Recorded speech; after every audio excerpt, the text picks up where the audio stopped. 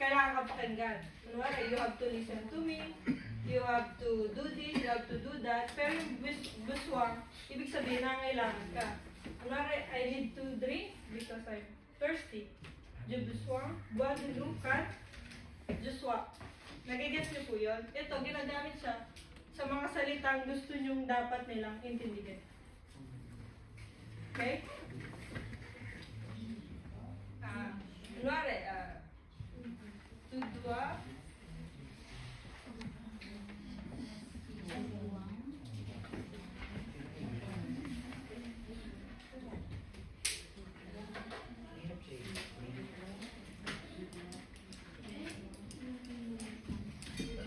lagyan sa to dois ranger te jouer. You have to arrange your toys.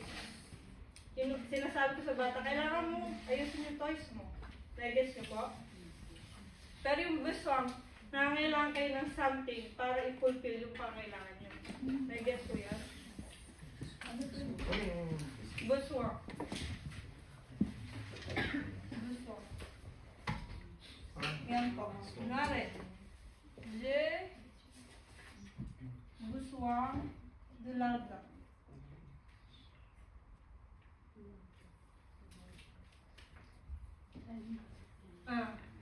I have need some money.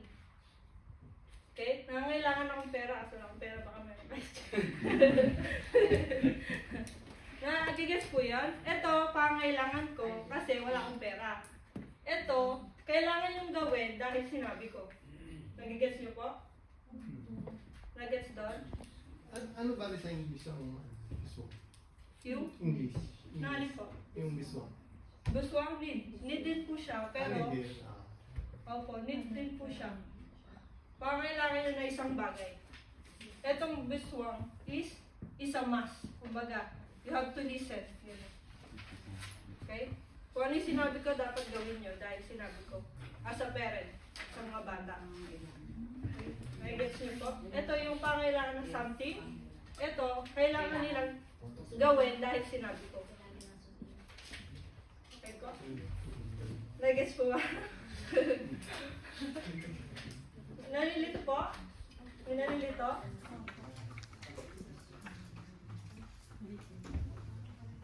Huwag mag-hesitate na magsabi kung hindi maintindihan, ha?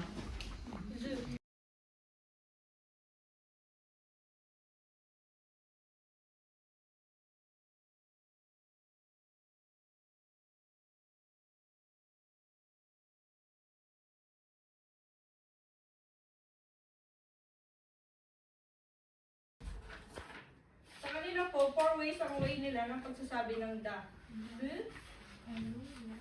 La.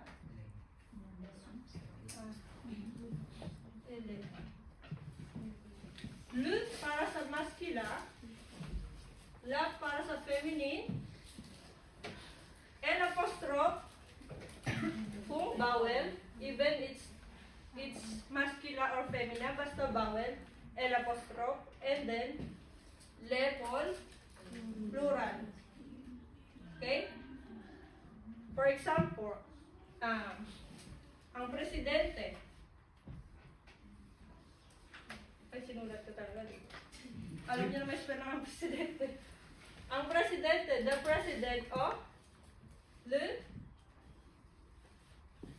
president. Okay po? Lagi siyang nasa harap ng noun. Okay? Ito po yung napaka-precise. Sinasabi dito, ang presidente, ang guro, ang Crayola. Pero kung maraming presidente, it's the president. Same meaning, pero plural. So, kailangan natin gamitin ay yung with S. Nag-gets po yan? Okay. Katulad ng puno. Love. Kasi po dito, hindi nyo pwede sabihin arm. Sa kanila, lahat ng bagay is may katag dito. Hindi. Kumbaga, pantay-pantay, di ba? May ano sila, equality. So, lahat sila may title. Yung lahat, kailangan may article. Okay? Nagets po yun? Kaya laging lalagyan ng L kung ang topic nyo is the tree. Pero kung gusto nyo A3, dun tayo sa undefinite. Okay? So, ito po. Nagets po yun? Nalilito po? Basta dito ang topic lang is yung ang meaning lang po ng lahat na to is the, pero it depends to the subject, okay? It's either masculine, feminine, vowel, or plural. Pero lahat po nun, ang ibig sabihin is the lang. Okay? Mas precise lang. Nagets po dito? I like the theater, but I prefer the cinema. It's the same lang po sa English, the. Dito, luchat, dahil masculine yung tiyat. Shot. And dito is masculine, yung cinema kaya, le cinema. I like or I love the theater, but I prefer the cinema. Nagets po? It means lang na, na is the. Okay? Okay po, brain ka na? Doon naman po tayo sa indefinite. Sa indefinite, ito yung hindi precise. Mostly sa English, ibig sabihin niyo po is a or ang. Wait, yan po ang ibig sabihin niya. Pero sabi ko nga po sa inyo, meron din silang three ways of saying a or ang. Okay? Ang po, kung masculine, kung feminine, and de,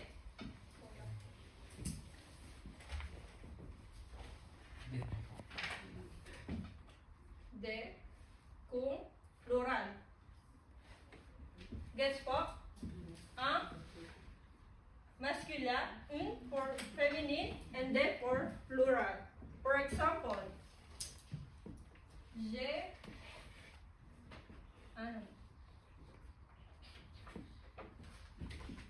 Anami. I have a friend. Pero paano pag maraming kang kaibigan? I have des amis. Nagets po? Nagets? Paano yung pagbabae? Ami.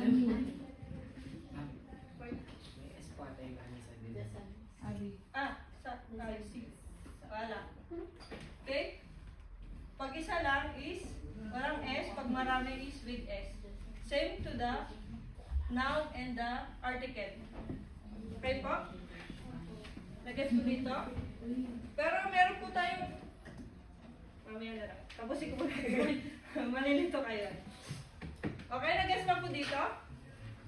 Dito, pinag-precise niya lang kung yung A or an. Dito, mas precise because siya yung the or yung topic. Dito tayo sa partitives. Ibig sabihin niya sa English is some, unknown quantity. Okay? Some. Kumbaga sa atin, some lang po ang translation niya, pero sila, may apat din silang way na pagsasabi ng some. Okay lang po, kuray ko na to? Okay. Partitive. Do.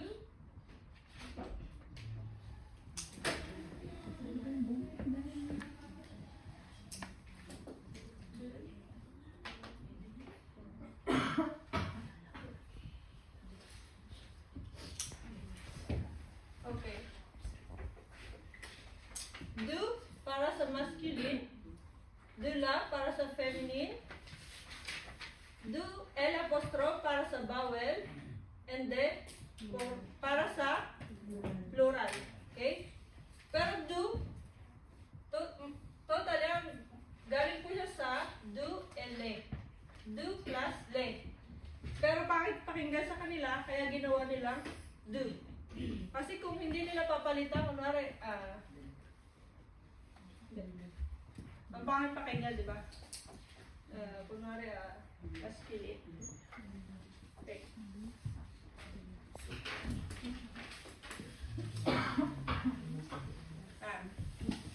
de le sac. Pangit, di ba? Sac is masculine.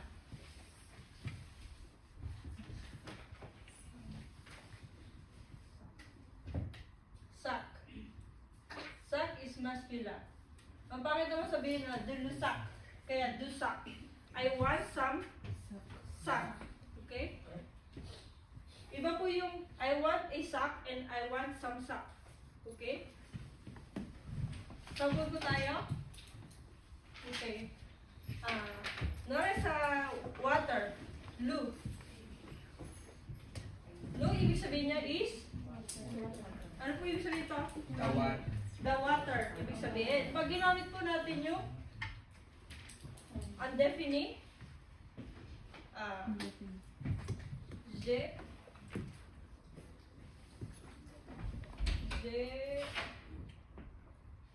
wait lang ah. Nalito ako doon, wait.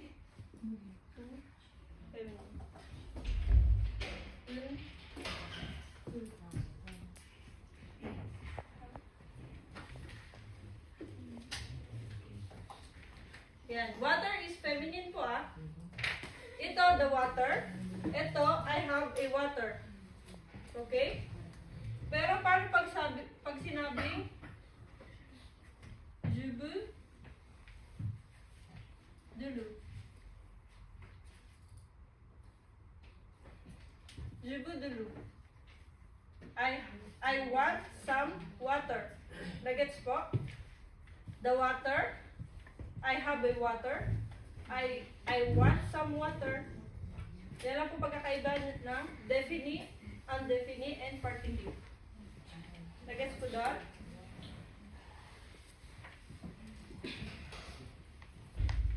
Nagets? Kuray ka na po? Hindi kasama sa article ang do, yung Ay, partitive. DE. Hindi. Ano siya? Ay, sorry. Partitive. Ano po siya? Preposition. Sorry. Preposition yung sinasabi niyo dun. Wait, mamaya sabihin ko. Preposition pa siya. Kasi nakikita ko lagi sila magkaka-mix-mix. Ayan. Kasama sa... Opo, doon tayo nalilito kasi may dun siya, preposition. Hindi natin alam kung ang meaning niya is partitive or yung preposition. Ito po. I-explain natin. Pero na, buray ko na po. Okay na po dito?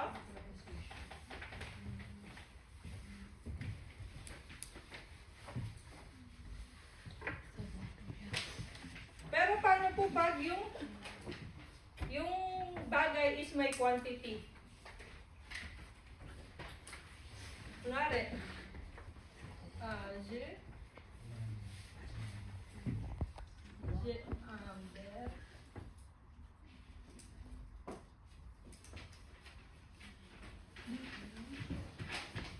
I have 1 glass of water. May quantity siya. So, hindi na kailangang sundin pa yung mga nandito. Ang lalagay na lang po natin is de. Dahil meron na siyang quantity na isang basong tubig. For example, isang gram.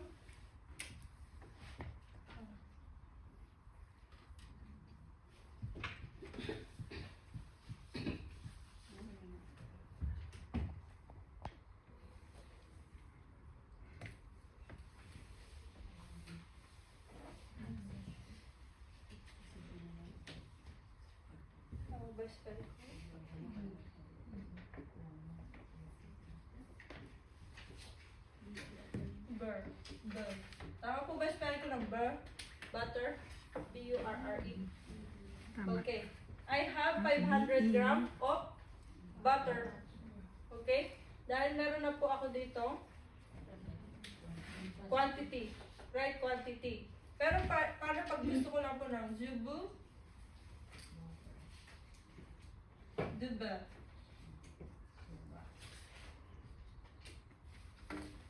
Ay, sorry.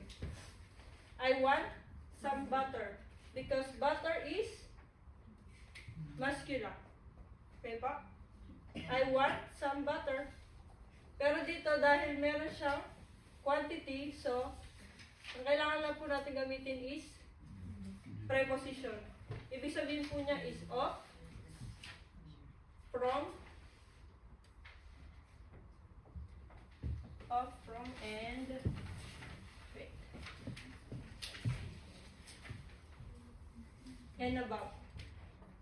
Marami po ibig sabihin ng preposition na de. De. Ibig sabihin niya is of, from, or about. Okay? Pero dito po, sinabi ko, I have 500 gram of butter. Nagets po? Okay na po tayo dito? Ay, sorry.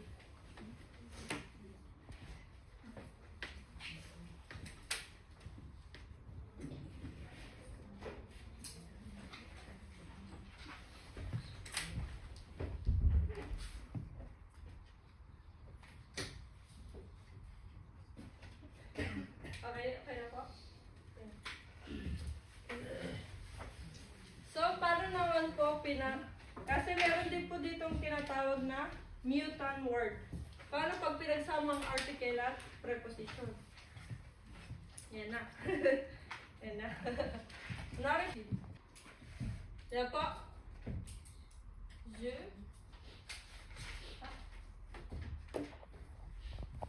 Tama. Je. Bien.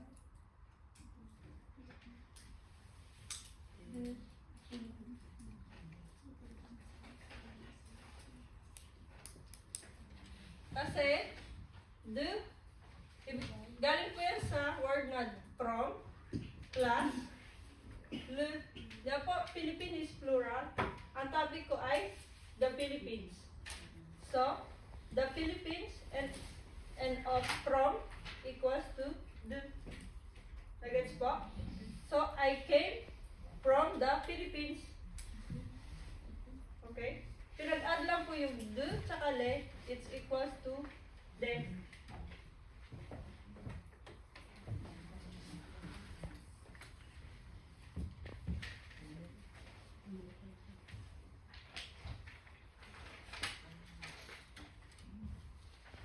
Okay po? Kasi concert. So, je ne reviens pas du concert. Reviens is, di ba po bien is to come? Pag nilagyan siya ng is come back. So, hindi na ako bumalik sa concert. I didn't come back from the concert. Gets? I didn't come back to the from the concert kasi galing na ako doon. Rebiang is babalik. Hindi na ako babalik sa concert. Okay po tayo doon? Doon na ito, hindi siya yung galing sa partitive. It means na preposition plus article. Under pa sa ng preposition. Itong do. Plus yung article nandun na the constant. So, yung meaning po ng preposition, madam, is either of or from? Yes. Proposition, ito po yung ginagamit sa pagko-connect ng noun or pronoun to other sentence. Okay po? Ito na yung nagko-connect sa dalawang topic nyo. Ito naman yung nag-e-emphasize sa topic nyo. Gets po? Kunwari, from to. Okay? Ito lang nag-emphasize na topic.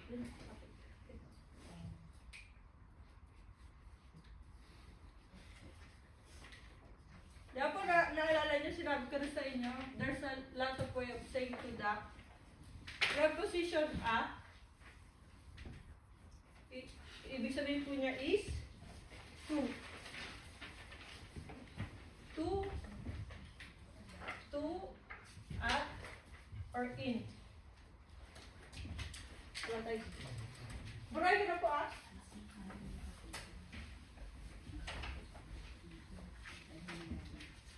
Ito, kasama rin po siya sa mutant word, yung preposition a plus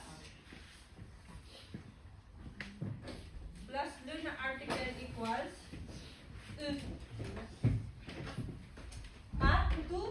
to the. Nagets po?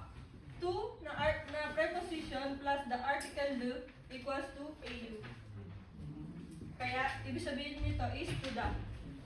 To the na masculine na yung topic.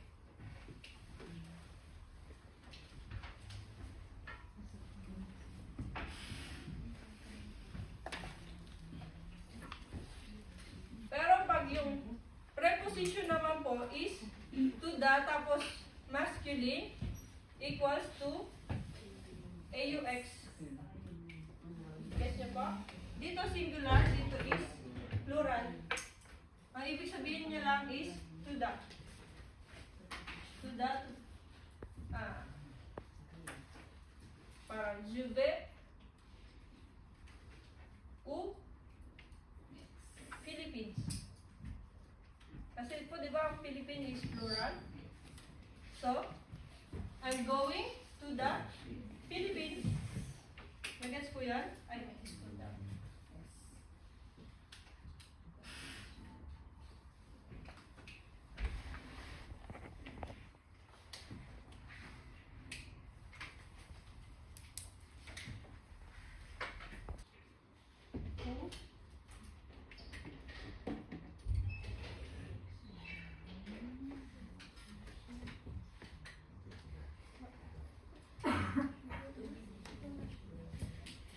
Okay. I'm going to the supermarket. The supermarket is it's masculine. I'm talking about to the supermarket. So, je vais au supermarché. That's it. A plus article lu, it's equal to u. Pag plural is u. The same pronunciation. Depende na lang po sa pagsusulat. Okay?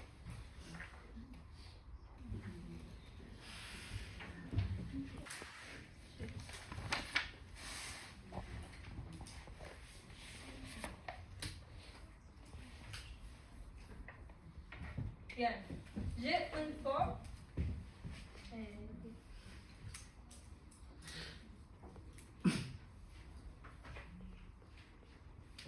I have one apple. I have apples. Maraming apples. Dito. Kaya nga po, di ba, iba-iba sila ng ng tawag sa itlog. Ano? This one.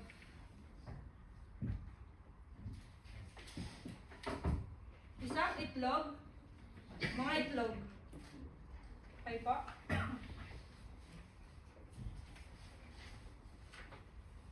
Yung haricot verde. Diyan po, yung haricot verde, marami siya. So, lagi nilang ginagamit is, sorry. Des haricot verde. Des haricot verde, de pat. Pero kung ang topic nyo is, un kilo de pat. Nag-ano kayo ng quantity. So, ang gagamitin lang po natin is de. 1 kilo of pasta. Okay? Hindi po yung sum. Nagets po? Juice. Ano po?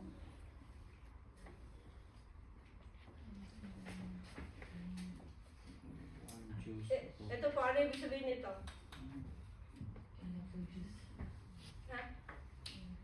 A juice of apples. Kasi forms, nilagyan ko ng S. Pwede rin po yung single S, pero S, with S ang nilagay ko kasi for sure naman hindi kasya isang apple sa paggawa ng juice, di ba? So,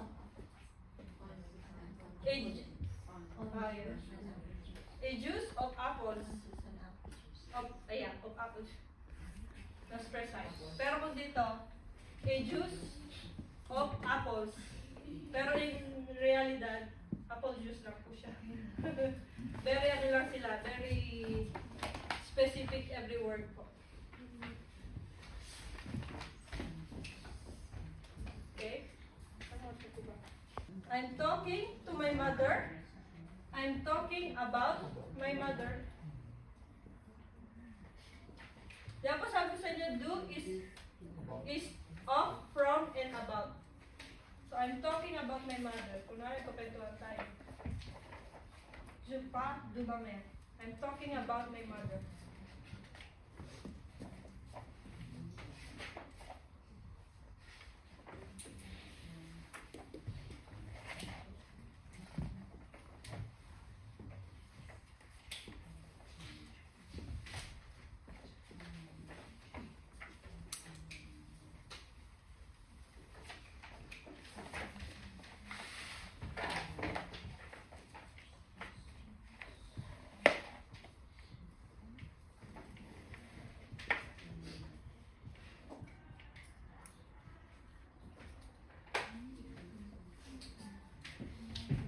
Nagets na po to?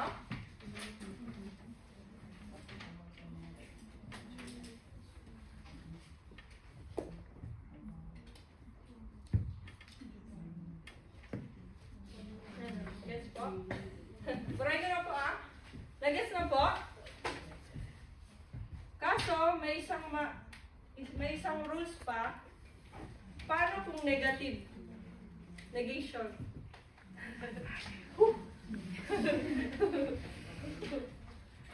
So, kung negative po ang sasabihin nyo, dapat ne plus verb. Saka na lang po ito ina-apply sa indefinite tsaka partitive. Hindi po kasali indefinite. Ne, verb,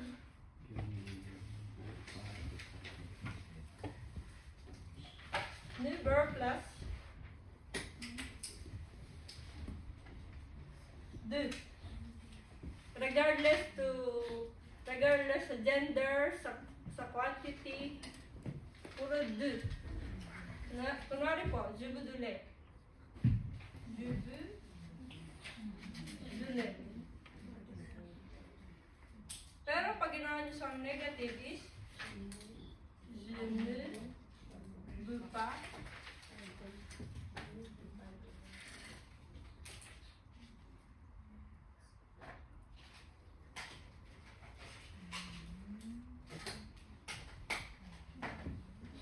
Gets po? Gusto ko na, I want some milk. Pero kung sasabihin nyo, I don't want milk, regardless sa gender, sa quantity, laging de. Ne plus verb plus de. Okay po?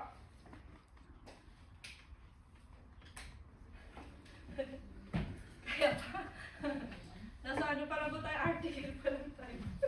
Wala pa lahat ng Long preposition. plus verb plus pa plus be. Ay, sorry. Nun plus verb plus pa plus de. Sorry. Lagyan natin. De. La. De. Wala. Je ne veux pas